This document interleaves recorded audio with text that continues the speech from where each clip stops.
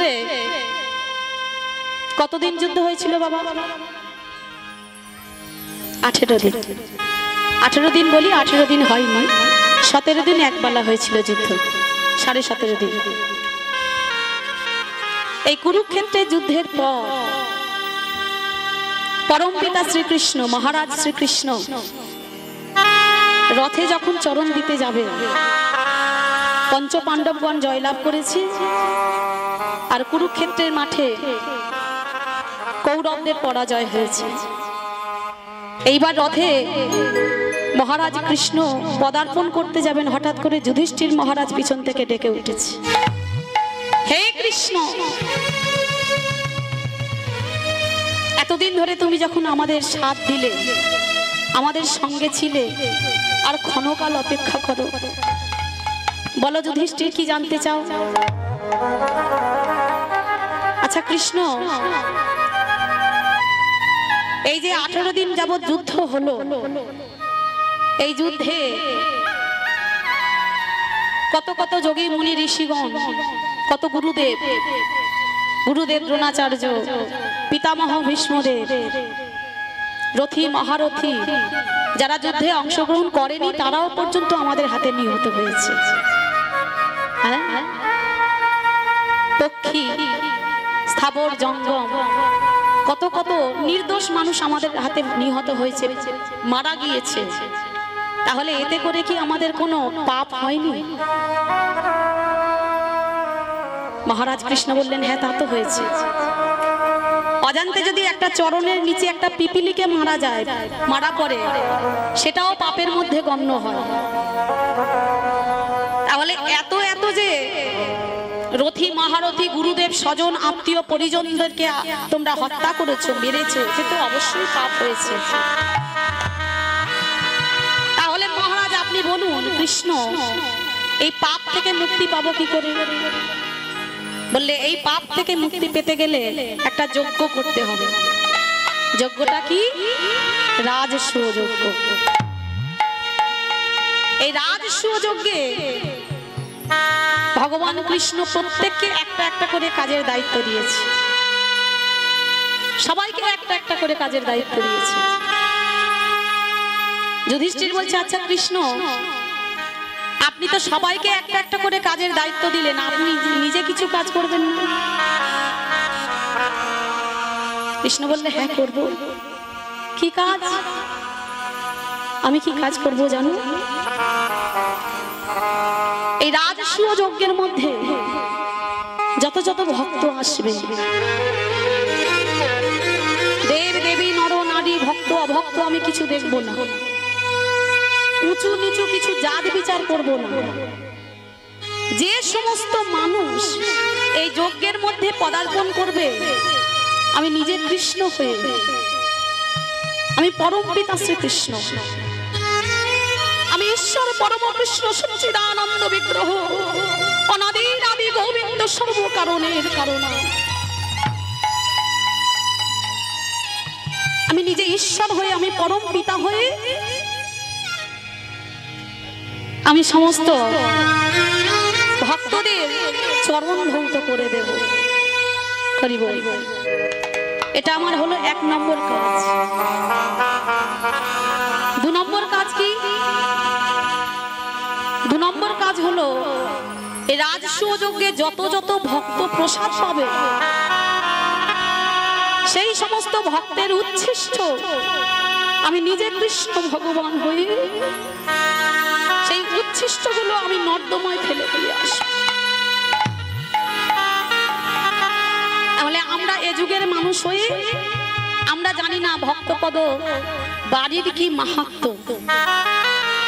ভগবান কৃষ্ণ আমাদেরকে শিখিয়ে দিয়ে গেলেন যে ভগবানকে যদি পেতে হয়, আগে ভক্তপদ ধরো, আগে ভক্তপদ ধৌত করো।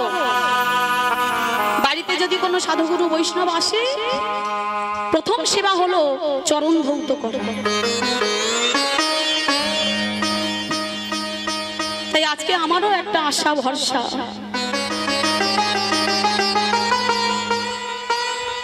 অনেক দিন থেকে আশা ছিল যে জগন্নাথ দেবকে যদি একটুখানি কৃষ্ণ কথা শোনাতে পারি।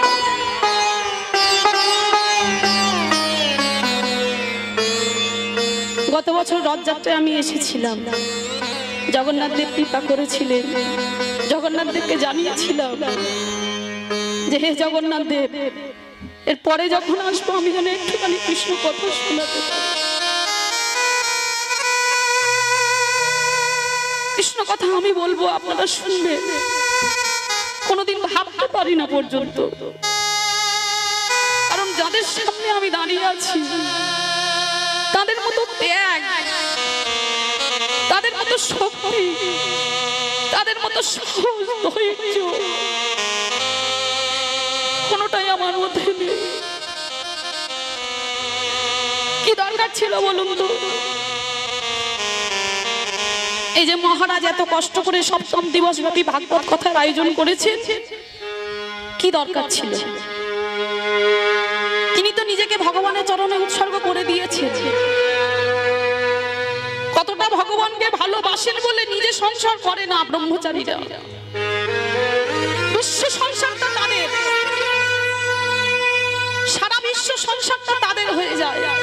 প্রত্যেকটা মানুষের কল্যাণের জন্য তারা নিজেরা তাদের সংসার করবার চিন্তা ভাবনা করে না। ভগবানের নাম প্রেম প্রচার করবার জন্য তাদের ঘর, তাদের নিজের বাবা মা, তাদের সংসার পরিজন সবাইকে ছেড়ে দিয়ে দাঁড়ে দাঁড়ে ভিখারির মতো ভিক্ষা করে। একটুখানি চাল, একটুখানি পয়সা দেওয়ার জন্য দূর দূর করে বাড়ি থেকে দাঁড়িয়ে দেয়।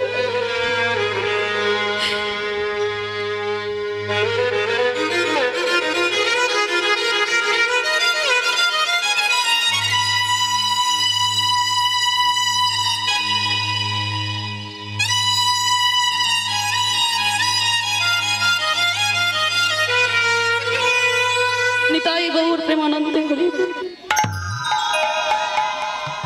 যাদের অক্লান্ত প্রচেষ্টা, যাদের অস্বাভাবিক পরিশ্রম, তিল তিল করে এই তিলোত্তমাটি গড়ে তুলেছে বিশ্ব সংসারকে সেবা করবার জন্য। বাড়িতে গেলে আমরা এতটাই অমানুষ, আমার নিজে চোখে দেখা। বলে ওই সাধুরা এলো, মনে হচ্ছে বাড়ি থেকে সব চুরি করে নিয়ে চলে যাবে। কিন্তু আমরা এটা জানি না, মহান্তের স্বভাব হয় বাড়িতে বামন, নিজ কার্য নাই তবু জানতে পারো। এতটুকু তন্ডুল তুলে দিই আমরা, তার বিনিময়ে আমাদের জন্ম জন্মের অর্জিত পাপ রাশি সব চুরি করে নিয়ে যায়নি। তাই গৌর তাই এখানে এসেছি একটা আশা ভরসা, শুধু মহারাজ নয়, আপনারা সবাই আমার পিতৃমাতৃ তুল্য। আমার জন্মের অনেক আগে থেকে আপনারা এই পথে পথে, আপনারা সবাই আমাকে আশীর্বাদ করুন, যেন এই জন্মে নয় প্রতি জন্মে জন্মে ভগবানের সেবা করতে করতে, ভগবানের নাম গাইতে গাইতে, কৃষ্ণ কথা বলতে বলতে জীবনের অন্তিম সময়ে যেন বলতে পারি, হা কৃষ্ণ করুণা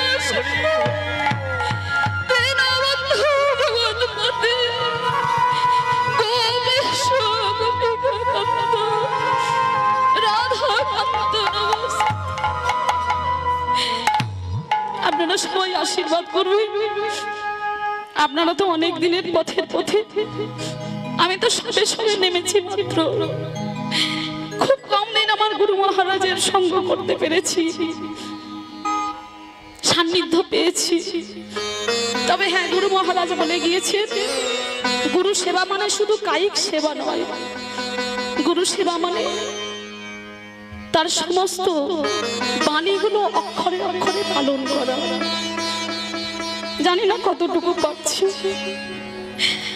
আপনারা কৃপা করবেন। অক্ষরে অক্ষরে পালন করবার মতো ক্ষমতা, শক্তি, সাহস, ধৈর্য, প্রেম, প্রীতি, অনুরাগ, ভালোবাসা কিছু নেই। কিঞ্চিত যেন অনুসরণ করতে পারি। আপনাদের সবাইয়ের পদধূলি আমার মস্তকে দেবেন আর এই আশীর্বাদ করুন আমি যেন কৃষ্ণ সেবায় ব্রতী থাকি। নিতাই গৌর প্রেমানন্দে হরি।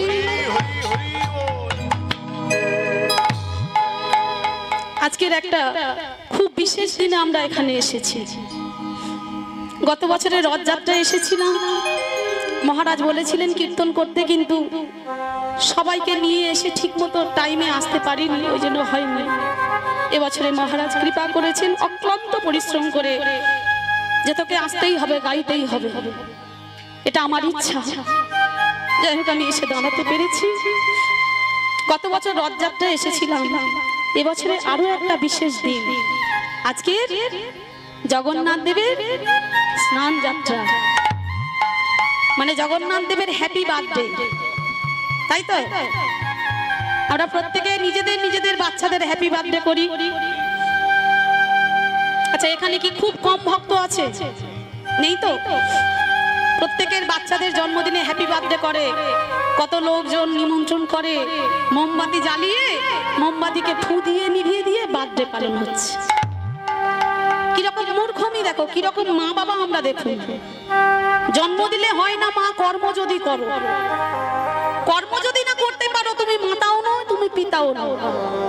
কি মা, আমরা সবাই আদর্শ মাতা পিতা হতে পেরেছি? পারি না, চেষ্টা করতে হবে। তবে আমার মাতা পিতা, আমার শ্বশুর শাশুড়ি, ওই যে বললাম জন্ম দিলে হয় না মা, কর্ম যদি না করতে পারো। ছোট থেকে বলেছে পড়াশোনা করিস আর না করিস, একটুখানি কৃষ্ণ সেবা করিস। তাদেরই অনুপ্রেরণা, তাদেরই আশীর্বাদে একটু একটু যেতে চেষ্টা করছি। এই যে আমরা নিজেদের ছেলেদের বার্থডে গুলো পালন করি, জন্মদিন পালন করি, মোমবাতি গুলো জ্বালিয়ে ফু দিয়ে নিভিয়ে দিয়ে হ্যাপি বার্থডে হচ্ছে, কেক কাটা হচ্ছে। এটা কি আমাদের সংস্কৃতি? কি গো মা, একটা কথা ঠান্ডা মাথায় ভাবুন, সুস্থ মস্তিষ্কে কোন মানুষের নাম করে, কারোর নাম করে যদি পুজো দেওয়া হয়, প্রদীপ জ্বালালেন তার নাম করে, সেই প্রদীপটা যদি নিভে যায় তাহলে আমরা কি ধরি? মঙ্গল না অমঙ্গল? অমঙ্গল। তাহলে আমি মা হয়ে সেই ছেলেটার জন্মদিন, তার শুভ কামনা করবার জন্য জন্মদিন, তো তার আয়ু যাতে বৃদ্ধি পায়, তার যাতে মঙ্গল হয়, সেই জন্য জন্মদিন পালন করছি। কিন্তু নিজে মা হয়ে মোমবাতিটা নিভিয়ে দিয়েছি, তার আয়ু সূর্যটাকে অস্তে পাঠিয়ে দিচ্ছি। এটা আমাদের সংস্কৃতি নয়। আমাদের সংস্কৃতি কি? কেক কাটা তো খ্রিস্টানদের ধর্মের কথা, সব ইংরেজরা করে। আমরা ইংরেজ হতে চেয়েছি, ইংরেজও হতে পারিনি, বাঙালিও হতে পারিনি, মাঝখানে এইসব হাবুডুবু খাচ্ছি, তাই না? দুটোই পা পড়ে গিয়েছে। ধুতি কুর্তাও পড়তে পারছি না, আবার ঠিক করে ইংরেজিটাও বলতে পারছি না, মাঝখানে হ্যাঁ হ্যাঁ করে যাচ্ছে। আর ইংরেজরাই আমাদের শিখিয়ে দিয়ে যাচ্ছে প্লিজ চান্ট উইথ মি হরে কৃষ্ণ, তাই না? তাহলে কেক কাটি আর না কাটি, মোমবাতি আনি আর না আনি, আমাদের সংস্কৃতি হচ্ছে একটু পরমাণু তৈরি করা, যেটা বলা হয় পরমায়ু ভাব। আমার ঠাকুমারা বলতে, সেই পরমাণু তৈরি করে ভগবানের কাছে নিবেদন করুন, একটা তুলসী পত্র দিয়ে নিবেদন করে ভগবানকে বলো যে সন্তানটা আমি পেয়েছি সেটা আমার সন্তান নয়, সেটা তোমার সন্তান। তুমি কৃপা করে আমার কাছে দিয়েছো শুধুমাত্র আমাকে প্রতিপালন করবার জন্য। তাহলে এই পরমাণুটা তুমি প্রসাদ করে দাও, ও যেন কৃষ্ণ ভক্ত হতে পারে। নিতাই গৌর প্রেমানন্দে হরি। মন্দিরে গিয়ে একটা প্রদীপ জ্বালান, একটা ধূপ দেন, সেই প্রসাদী প্রদীপ, সেই প্রসাদী ধূপটা নিয়ে আপনার ছেলের মাথায় সেই তাপটা দেন, তাতে করে আপনার সন্তানের আয়ু বৃদ্ধি পাবে, মঙ্গল হবে। আর এগুলো সব অমঙ্গলের জন্য আমরা করছি। এটা এই কারণে বলা, প্রত্যেকটা ঘরে ঘরে আমরা সন্তানদের হ্যাপি বার্থডে, জন্মদিন পালন করি, কিন্তু আজকে কার জন্মদিন? আজকে আমার বিশ্ব পিতার জন্মদিন, যে না থাকলে আমরা সবাই অচল।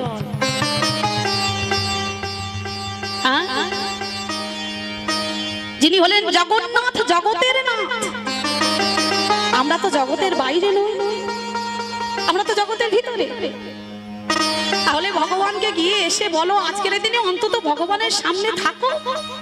কতটা সৌভাগ্যের ব্যবস্থা করেছেন আমাদের মহারাজ, একদম সামনে থেকে জগন্নাথের অভিষেক দর্শন করতে পারছি।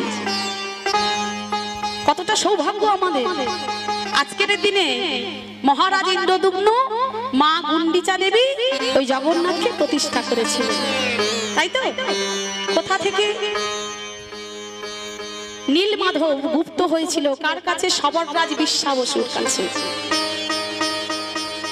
অনেক বড় লীলা এটা। শুধু এটা এই কারণে বলা, আজকের যেহেতু স্নান যাত্রার দিন মাহাত্ম্য হিসেবে বলা। এই নীলমাধব গোপনে পূজিত হতো সবররাজ বিশ্বাবসু।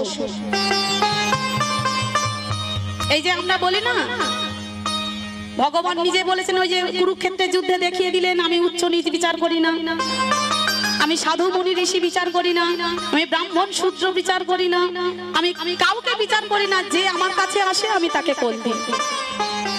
জগন্নাথ জগতের নাথ, সবর যারা হচ্ছে আদিবাসী সম্প্রদায়, যাদেরকে একটা জায়গায় সরিয়ে দেওয়া হয়েছে।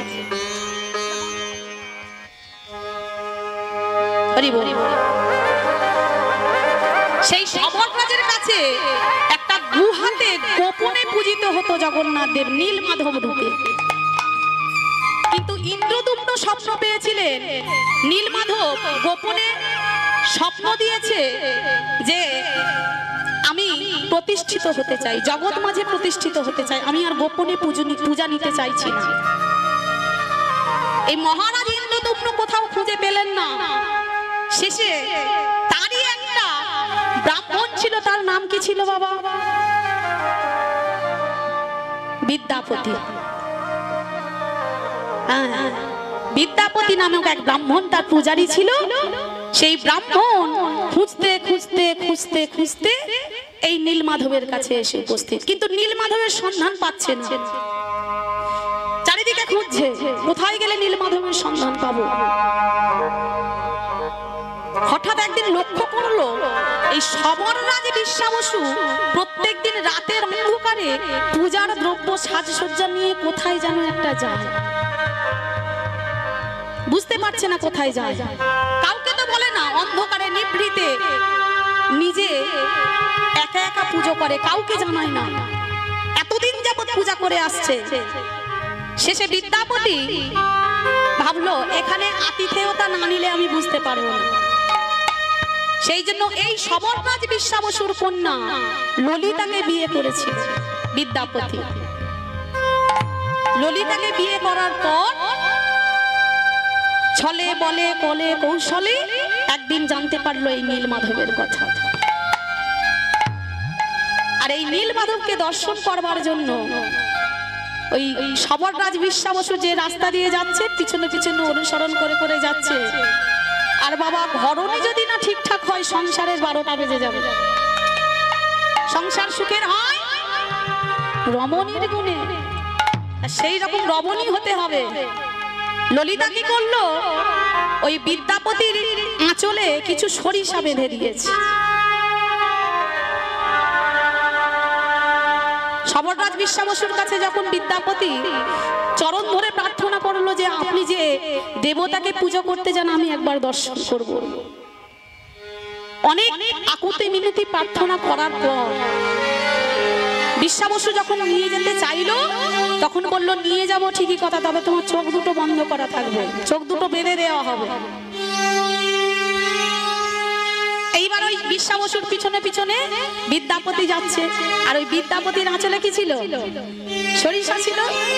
ওই সরিষাটা একটুখানি ছিদ্র করে দিয়েছে, পড়তে পড়তে যাচ্ছে। আর এই সবররাজ বিশ্বাবসু এতটাই নীলমাধবকে ভালোবাসতো যে নিজের জামাতা বলে গণ্য করলো না। ওই নীলমাধবকে পূজা করতে আসার পরে বিদ্যাপতিকে ওইখানে ঠেলে ঠেলে দিয়ে চলে এসেছে। মনে মনে ভাবছে আমার জামাতা হোক আর যেই হোক, জামাই বাঁচুক আর নাই বাঁচুক, আমার ভগবানকে আমার চাই। আমরা কি করি? আমাদের রক্তের সম্পর্কের আত্মীয়র জন্য আমরা ভগবানকে বাঁদিকে ফেলে দিই তো। বলে নিরামিষ খাবো কি করে, আমার মেয়ে জামাইগুলো এসে কি খাবে? দুদিন এসে মেয়েরা একটুখানি বাপের বাড়ির আদর খাবে না, ওই জন্য পরে হবে। আর এই বিশ্বাবসু কি করলেন? শবররাজ আদিবাসী সম্প্রদায়, এদের উচ্চকুলে জন্ম হয় মেয়ে না, কিন্তু ভগবানকে এতটা ভালোবাসে যে নিজের জামাই বলে কিছু মনে করলো না। ওই আসার সময় বিদ্যাপতিকে পাহাড়ের অন্ধকার গুহের মধ্যে ছুঁড়ে ফেলে দিয়ে চলে এসে বাড়িতে আসতে ললিতা জিজ্ঞেস করছে, বাবা জামাই কোথায়?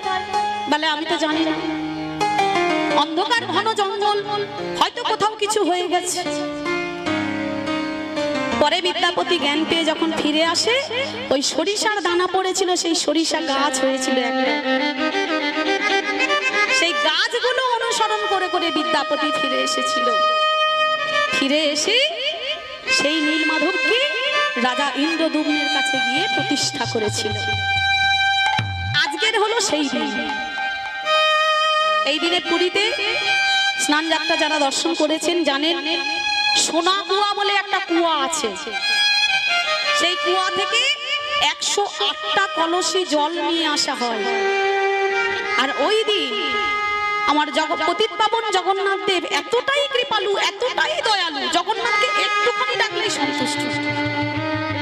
মনে মনে করলেন, আমার ওই গর্ভগৃহের মধ্যে যদি আমার স্নান হয় তাহলে তো সবাই দর্শন করতে পারবে না। যারা নিজ কুলের মানুষ তারা তো ওই মন্দিরের মধ্যে প্রবেশ করতে পারবে না, যারা যাব তারা তো প্রবেশ করতে পারবে না, তাহলে আমার কৃপা তো সবাই পাবে না। এমন একটা ব্যবস্থা করব, উচ্চ কুলে জন্ম হোক, নিজ কুলে জন্ম হোক, ব্রাহ্মণ হোক, যবন হোক, যেই হোক না কেন আমার কৃপা পেতে পারবে।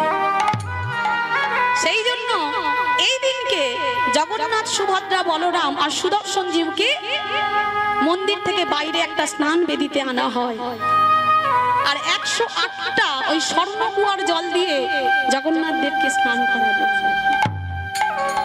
আজকের যে স্নান আমরা দর্শন করলাম, কষ্ট করে পুরীতে যেতে হলো না, ঠেলাঠেলি ভিড়ের মধ্যে কষ্ট করতে হলো না, সরাসরি জগন্নাথ দেবের স্নান দর্শন করলাম। তাহলে আমরা কতটা সৌভাগ্যবান। তারপর বলছি, যখন বলি, কারণ মায়ের কাছে মাসির গল্প যদিও বলা হয়ে যাচ্ছে, আপনারা সবাই জানেন, তবুও আজকের দিনে একটুখানি স্নান যাত্রার মাহাত্ম্য শ্রবণ করা উচিত। অবশ্যই মহারাজ বলছেন, বলবেন, আমি একটু বলার চেষ্টা করি। তারপর যখন স্নান করানো হয়ে যায়, তখন জগন্নাথ, বলরাম, সুভদ্রাকে একটা সুন্দর গজরূপে সাজানো হয়, তাই তো বাবা? যারা দেখেছেন সাজানো হয় তো গজরূপে, হাতির মতো সুর করে দেওয়া হয় সামনে থেকে, দেখেছেন তো সবাই নাকি? হ্যাঁ, যারা যারা দেখেছেন হাতির মতো সুর করে দেওয়া হয় না? এটাও কিন্তু নিজের ইচ্ছায় নয়, জগন্নাথ দেবের নিজের ইচ্ছায় নয়, এটাও একটা লীলা। কি লীলা? তারই এক ভক্ত গণপতি ভট্ট বলে একজন, যার নাম ছিল গণপতি ভট্ট। এই গণপতি ভট্ট সবাই কাছে শুনেছেন যে জগন্নাথ দেব খুব পতিত পাবন, তিনি সবাইকে উদ্ধার করেন, তিনি সবাইকে কৃপা করেন, সবাইকে কোল দেন, তা শুনলেন। কিন্তু গণপতি ভট্ট ছিলেন গণেশের পূজারী। 5 রকম ভাবে সেবা করা হয় না? গানপত্য, সৌর, শাক্ত, বৈষ্ণব। আর গানপত্য, সৌর, শাক্ত, বৈষ্ণব, শৈব, 5 রকম ভক্ত আছে। কিন্তু এই গণপতি ভট্ট ছিল গণেশের পূজারী। কিন্তু সবাই যখন বলছে, আরো যারা দেখতে দর্শন করতে আসছে, বলছে জগন্নাথ দেবকে দর্শন করলে সব দেবতাকে দেখা হয়ে যায়, তুমি একবার দর্শন করবে, চলে। গণপতি ভট্ট এসে যখন স্নান যাত্রার দিনে স্নান যাত্রা দেখছে, দেখে বলছে আমি তো এই দর্শন করব না। তোমরা তো বলে এসেছো যে জগন্নাথ দেবকে দর্শন করলে গণপতি দেবকে দর্শন করা হয়ে যায়।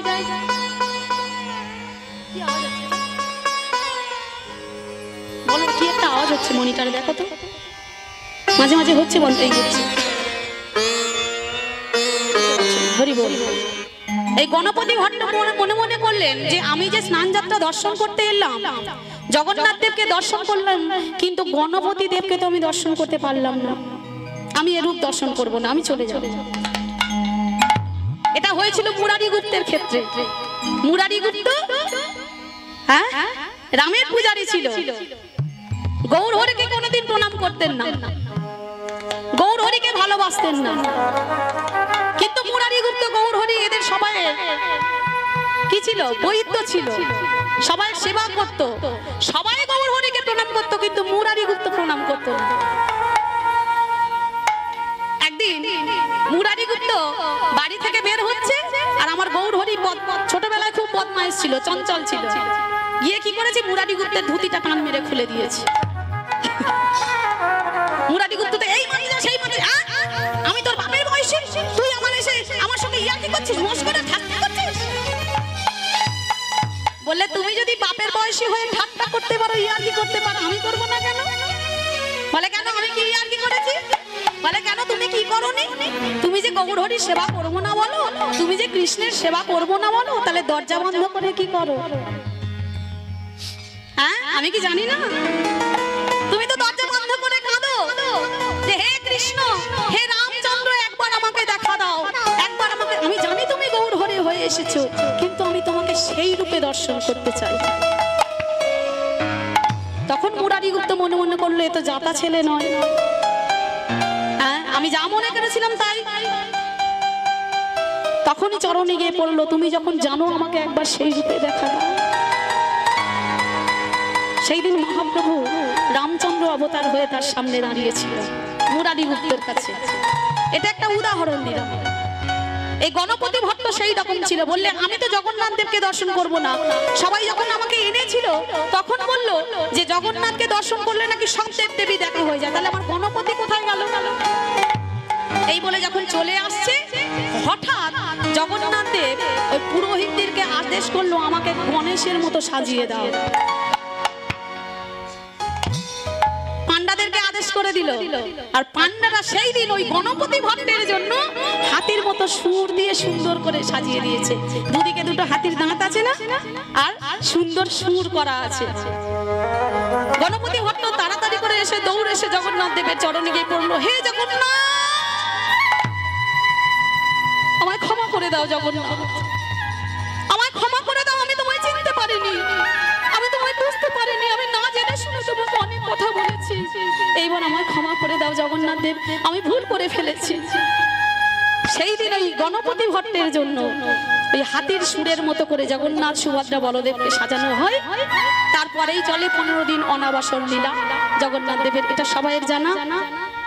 তাই সবাই যখন এই সুন্দর একটা মাহাত্ম্যপূর্ণ দিনে সবাই একসঙ্গে হয়েছি, জগন্নাথ দেবের কৃপা পাবো বলে সবাই মিলে একবার জগন্নাথ দেবের জয়ধ্বনি করবো। কেমন? সবাই বলবো, জয় জগন্নাথ, জয় জগন্নাথ, জয় জগন্নাথ, জয় জগন্নাথ, জয় জগন্নাথ, হরি বল হরি বল, জয় জগন্নাথ, জয় জগন্নাথ, জয় জগন্নাথ, জয় জগন্নাথ, জয় জগন্নাথ, জয়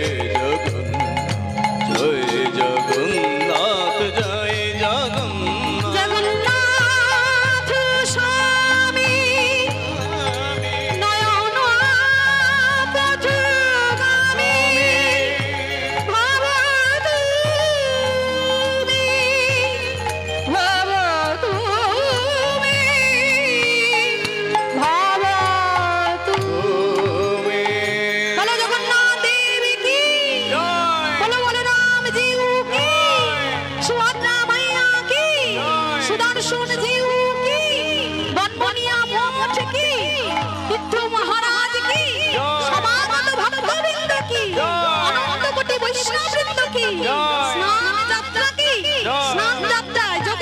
সকল ভক্তবৃন্দ কি নিতাই প্রেমানন্দে।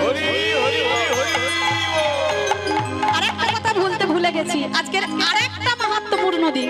কোন দিন? আজকের আরেকটা যোগ আছে। কি যোগ্য? হ্যাঁ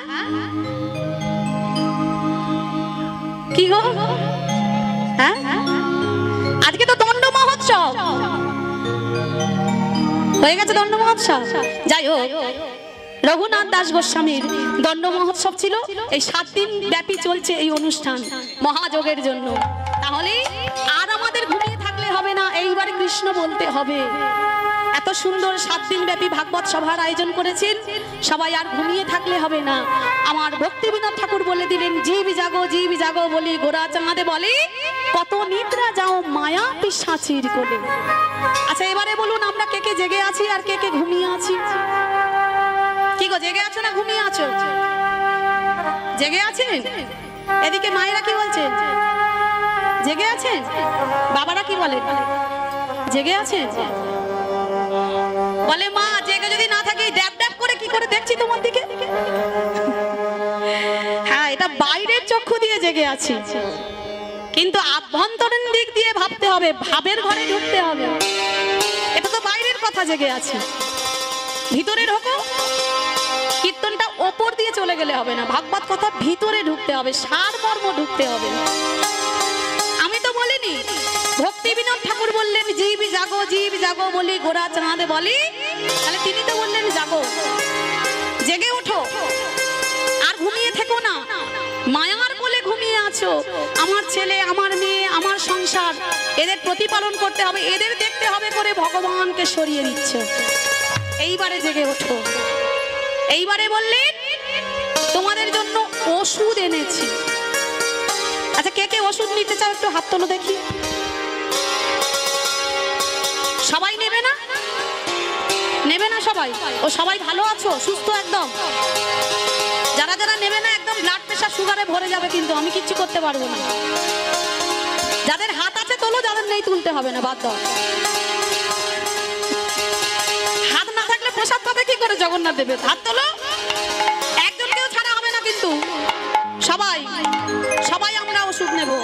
ভক্তিবিনোদ ঠাকুর বললেন এনেছি ঔষধি মায়া নাশিবার লাগি, হরিনাম মহামন্ত্র লও তুমি মা। হরিনাম মহামন্ত্র সবাইকে নিতে হবে। আমরা সবাই হরিনাম মহামন্ত্র আজকের মহাপ্রভুর কাছ থেকে চেয়ে নেবো, কেমন? সবাই বলবো, কি বলবো? ভজ গৌরাঙ্গ। কি সবাই জানেন তো এই গানটা? হ্যাঁ, ওই জন্য গাইলাম, সবাই একসঙ্গে গাইবো বলে। আমি দেখেছি রথযাত্রার দিনে মায়েদের কি নাচ, বাবারে বাবা, আমি একদম কুলতে পারছিলাম না। সামনে সব বসে আছে, সবাই জানে নাচ কীর্তন মানে ভগবানের পথের পথিক মানে কীর্তন নৃত্য সবাই জানে। সবাই একসঙ্গে গাইবো, কহ গৌরাঙ্গ লহ গৌরাঙ্গী নামেরি। সবাই বলবেন তো? সবাই ভজ গৌরাঙ্গ কহ গৌরাঙ্গ লহ গৌরাঙ্গী নামেরি। হরি বল। আমার দীপেন্দুর ভাইকে বলবো একটু ক্যামেরাটা ওদের থেকে ঘোরাও তো দেখি। ফাঁকি দিচ্ছে সব, মানে 2-3 দিনের মধ্যে তো আমার দাদা ছেড়ে দেবে, তখন বোঝা যাবে কে হাত তুলেছো আর কে তোলেনি।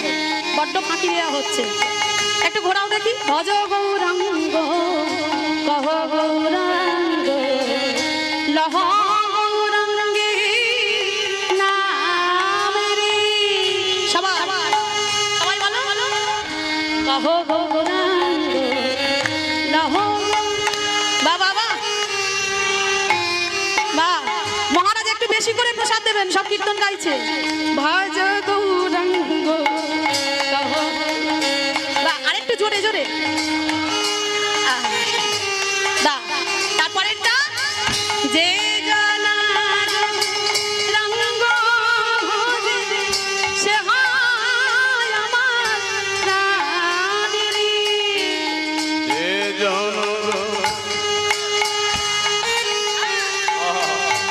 হরি বল হরি বল। আর একবার যে জন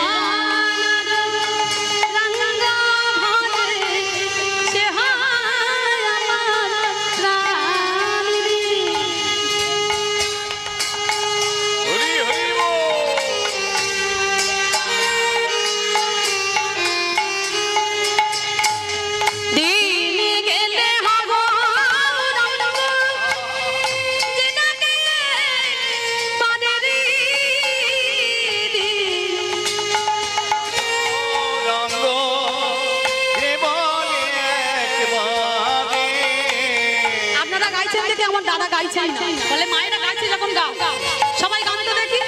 দিন গেলে হাগো হাত দুটো যে ডাকে একেবারে রে, দিন গেলে হাগো রঙ্গ যে বলে একবারে, ওগো সে জানো আমার ঘর, আমি হই তার। কি বললে? দিন গেলে হাগো রাঙ্গ যে ডাকে একবার রে। একবার ডাকো, বেশি গাইতে হবে না। বললে তোমরা যখন পারছো না একবার বলো। কি গো মা, সারাদিন আমরা রান্না করেই যাচ্ছি না, রান্নার শেষ নেই, 3 বার রান্না। আবার ভগবানের কাজ, কত কাজ। একদিন যদি রান্নায় একটু নুন বেশি হয়, বাবারা কি বলে গো? বাপের বাড়ি থেকে রান্নাটা শিখে আসতে বলুন, শুধু খেয়েছো ঘুমিয়েছো ফোন দেখেছো, বলে তো? বলে না? আমাকে তো খুব বলে, যদিও আমি রান্না করি না, বাড়িতে থাকি না। হরি বল। আর বাবাদের 1 বছর যদি কম দামি শাড়ি দেয় পুজোয়, খাওয়া বন্ধ। বলে পাশের বাড়ির দিদির বেলা 1000 টাকা শাড়ি, আমার বলে 600 দিয়ে এনেছো। রান্না করবো না, হোটেলে গিয়ে খাও। কি বলে বাবা? মাথা নাড়ছো, ভয় লাগছে না? তাহলে আমার ভগবান বললেই তাহলে আমরা সারা জীবন সংসারের জন্য খেতে বললাম, তাতে কোনো লাভ হলো না। ছেলে মেয়ে ফোঁটা দিয়েই চললো, কি করেছে আমাদের জন্য? কিন্তু আমার ভগবান বললে সারা জীবন আমার জন্য কাঁদতে হবে না, সারাদিন সংসারে বাদ দিয়ে আমাকে ডাকতে হবে না, একবার গৌরাঙ্গ বলে ডাকো। দিন গেলে হাগো গৌরাঙ্গ যে ডাকে একেবারে রে। হাত তুলে। দিন গেলে হাগো রঙ্গ যে ডাকে একেবারে, ওগো সে জানো আমার ভয়, আমি হই তার। সে জন আমার হয়, আমি হই তারে। ভজ গৌরাঙ্গ কহ গৌরাঙ্গ, হরি বল হরি বল। রঙ্গের নাম রে, এবার যে জানা গৌরাঙ্গ, সে হয় আমার প্রাণ রে। যে জন গৌরাঙ্গ ভজে, সে হয় আমার প্রাণ রে। ভজ গৌরাঙ্গ কহ গৌরাঙ্গ, লহ গৌরাঙ্গের নাম রে। ভজ গৌরাঙ্গ কহ গৌরাঙ্গ, লহ গৌরাঙ্গের নাম রে। কি গো, ওষুধ পেয়েছো? সবাই ওষুধ পেয়েছে তো? আর যন্ত্রণা হচ্ছে না? হরি বল। তাহলে ওষুধটা কে দিয়েছে? আমি নই, ভক্তি বিনোদ ঠাকুর দিয়েছে। ভগতি বিনোদ প্রভুর চরণে পড়িয়া, চরণে পড়িয়া হরি নামে মহামন্ত্র মহামন্ত্র লইল মাগিয়া। লইল মাগিয়া। ও ভগতি বিনোদ প্রভু চরণে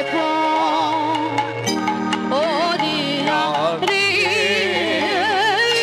ভক্তি বিনোদ প্রভু চরণে পড়িয়া রে।